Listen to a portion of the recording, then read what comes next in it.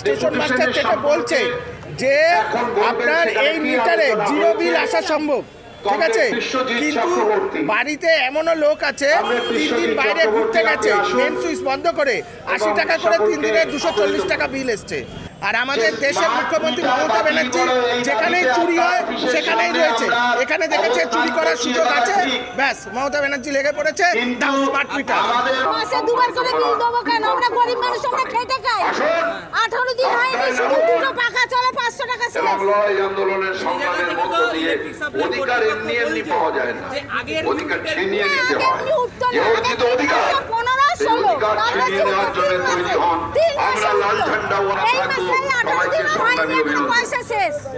নমস্কার বন্ধুরা, আমার নাম ধ্রুবজ্যোতি সরকার।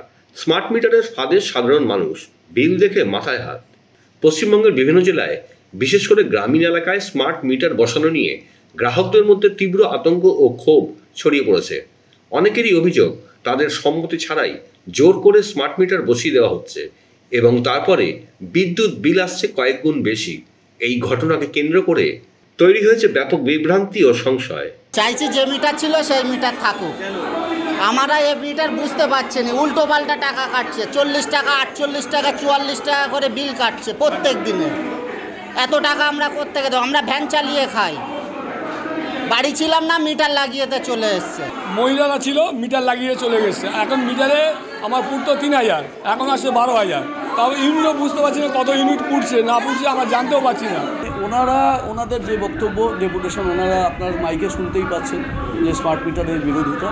আর আমি আমাদের তরফ থেকে এই স্মার্ট মিটারের কী সুযোগ সুবিধা বা সেটাও আমি আমার তরফ থেকে বললাম, এবং বিদ্যুৎ আইনের কোন আইনে এটা হয়েছে, এটা ম্যান্ডেটারি, সেটাও আমি জানিয়ে দিলাম। ওনাদেরকে কাগজপত্র দিলাম এবং ওনারা কাগজপত্র নিলেন আমার কাছ থেকে, যে আইনটা যে অ্যামেন্ডেড হয়েছে, যে এটা যে ম্যান্ডেটারি করা হয়েছে, গেজেট নোটিফিকেশান করা হয়েছে, ভারত সরকারের থেকে হয়েছে গেজেট নোটিফিকেশান, আমাদের WBERC এটাকে অনুমোদন দিয়েছে এবং সেই অনুমোদনের ভিত্তিতেই আমরা এটা করেছি। এছাড়া যে সমস্ত তথ্যগুলো বা ইয়েগুলো ওনারা বলছিলেন যে ডাইনামিক প্রসেসিং, মানে দিনের এক এক সময় এক এক চার্জ, সেগুলো যে কোনো রকমের এগুলো কোনো বাস্তবতা নেই, সেগুলো বোঝানো হলো। ডিসকানেকশানের কথাটা ওনারা বললেন, রাত বিরেতে লাইন কেটে যাবে, সেটাও ওনাদের বোঝানো হলো। 300 টাকা পর্যন্ত কোনো লাইন কাটা হবে না, শনি রবি ছুটির দিন এবং মানে বিকেলবেলা 5টা থেকে পরের দিন সকালবেলা 10টা পর্যন্ত লাইন কাটা হবে না, সেগুলো ওনাদেরকে বুঝিয়ে দেওয়া হলো।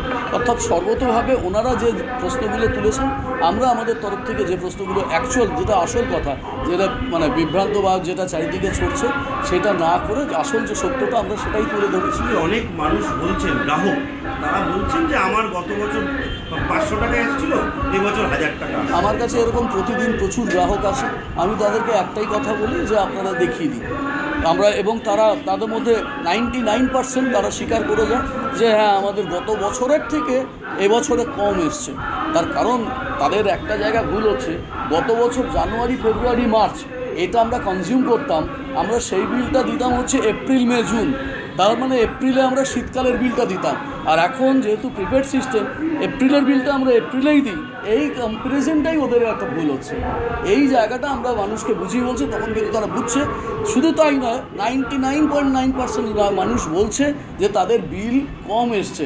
এটা দেখুন, আমি অনেক কিছু হাওয়ায় ভাসিয়ে দিতে পারি। এটা টোটেক স্মার্ট মিটার, এটার ফলে সাধারণ গ্রাহকদের আগে যে বিল আসতো এখন তার ডবলের বেশি বিল আসছে এবং মানুষ এই ব্যবস্থায় নাজেহাল হচ্ছেন এবং বিদ্যুৎ ক্ষেত্রকে বেসরকারিকরণ করে দেওয়ার জন্য এটা একটা পদক্ষেপ। এবং আগে বিদ্যুৎ ছিল পরিষেবা, এখন এটা হয়ে যাচ্ছে পণ্য। আমরা এর বিরুদ্ধে প্রতিবাদ করছি। কি বলছে বিদ্যুৎ দপ্তর? তো আগে পশ্চিমবাংলার সরকার আগে বলেছিল আমরা এটা বসাবো না, এখন কোন কারণে জানি না, মনে হয় ভাইপোকে লোহা কয়লা শিক্ষক নিয়োগ কেলেঙ্কারি থেকে বাঁচাতে হবে, তার জন্য মাননীয় মুখ্যমন্ত্রী এটা মেনে নিয়েছেন। ফলে পশ্চিমবাংলার সরকার যদি এটাকে বসানোর জন্য উদ্যোগ নিচ্ছে, আর আমরা বলছি যে এতে বিদ্যুতের দাম বাড়বে, সাধারণ মানুষ নাজেহাল হচ্ছেন, বিদ্যুৎ বেসরকারিকরণ হয়ে যাচ্ছে, ফলে এটার বিরুদ্ধে সকলে মিলে নামতে হবে। বন্ধুরা, ভিডিওটি ভালো লাগলে দয়া করে লাইক শেয়ার করে দেবেন, আমাদের পেজটা ফলো করে নেবেন আর আপনার মতামত কমেন্ট করে অবশ্যই জানান। ধন্যবাদ।